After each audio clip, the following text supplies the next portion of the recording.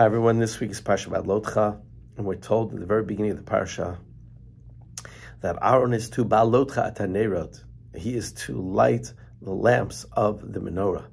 The word Beha'Lotcha, from the word aliyah, to go up, Rashi picks up on this word and says it's to teach us that the flame, that Aaron should keep the flame next to the wick until the wick takes hold of the flame and ignites it.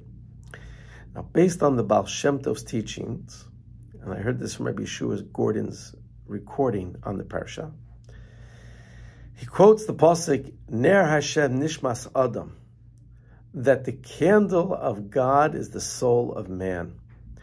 Each man's soul, man, woman, person's soul, is the candle of God.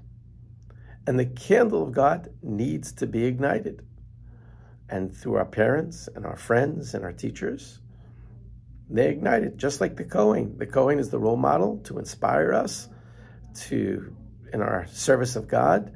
So too, we have to surround ourselves with people who will ignite our soul. And how long? How much time does it take? How much time is required to allocate to help a person ignite their soul? Until the flame takes hold of that person's candle. And that's the importance of reaching out to others and to be that Kohen in other people's lives, to inspire them. I'd like to share a story, a personal story. This past week, on the 10th of Sivan, Rebbetzyn Chaya Tzipora Blumenfeld passed away after a long illness.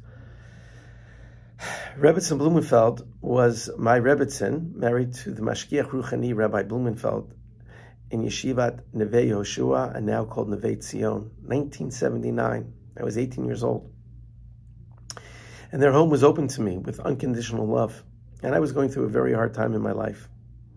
And as the year had progressed, I had made a lot of steps forward. And one Motzei Shabbos, as she was cleaning up from Shabbat, she encouraged me to think about going into education. And I said to her, that would be very nice, but Jewish education doesn't really pay the bills.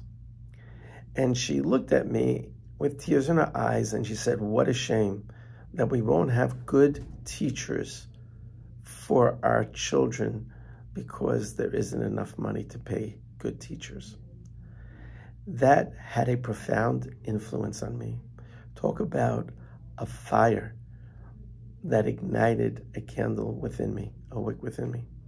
And I can give her direct credit for me choosing a career in chinuch from that conversation about being that lamplighter, about meeting me where I was at, and with pure sincerity, just told me, shared her neshama with me, and that sparked something inside of me.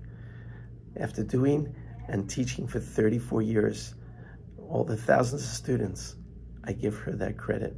She was Beha'Lotcha atanerot in myself, in me. So, may her neshama have an aliyah from this Dvar Torah, and let us all try to model after Rebbetzyn Tzipora to be lamplighters for others. Shabbat Shalom, and if you like what you hear, please pass it on.